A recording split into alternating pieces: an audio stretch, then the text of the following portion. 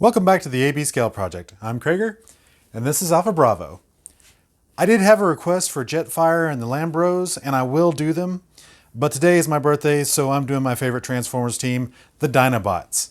They thundered on the scene as the first Autobots shown to be built on Earth in Season 2. They had several stories and lasted well into Season 4 of the original series. They were so popular that at least Grimlock was featured in almost all the following media. Plus, who doesn't like dinosaurs? And dinosaurs that turn into robots? Even better! As you can see from my display, we have a ton of official releases, so we're going to break these down a little differently this time.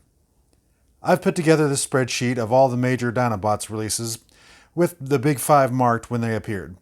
You can see that for official, all only complete teams are G1, Movie, and Power of the Primes. Let's take a look at them.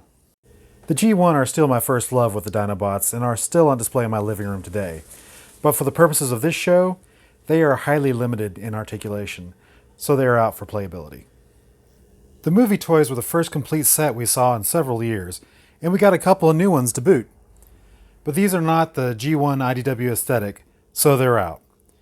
We did get a set with everyone but Sludge having G1 heads, and that only tided us over until we got into the next official set. The Power of the Primes got us a full set, full G1 appearance, and bonus combiner functionality. It's like the convergence of all the best things. The only shortcoming is scale. By the scale chart, they should all be tall Voyagers, except Swoop, who's a short Voyager. There's an oversized knockoff version of this set. That does work even though it pushes Grimlock to leader scale. From what I've seen, people seem to be happy with the set. And it's cost effective. So the Osco is perfectly good. The only problem I have with the Power of the Primes is that they have some weaknesses in playability with the Combiner Gimmick Edition, and so I'm going to go into the third parties. Back to the spreadsheet, our full set options are Fans Toys, Fans Project, Planet X, Giga Power, G Creation, and DX9. DX9 is legend scale, so they're out.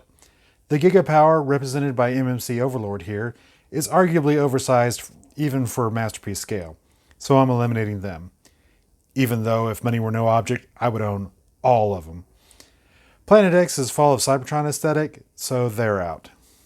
Fans Toys and G Creations are scaled for Masterpiece, and they're both a little taller than MP Grimlock I have here. To me, that would actually be acceptable. So what set did I pick? The Fans Project. What you might have forgot is, I'm cheap. I picked up all these guys on clearance or sales. These guys fit the scale almost perfectly, and being in a stylized G1 makes them a convincing IDW set. Planet X is making them a Tum-T Grimlock, but I want a full matching set. I added their Chimera for my Slash, and then I added the Planet X Triton for my Puddles, because he was on clearance. For other Dinobots, the Fans Project's Ryuo combiner makes a great set for Victory Dino Force. It's also your only choice besides G1.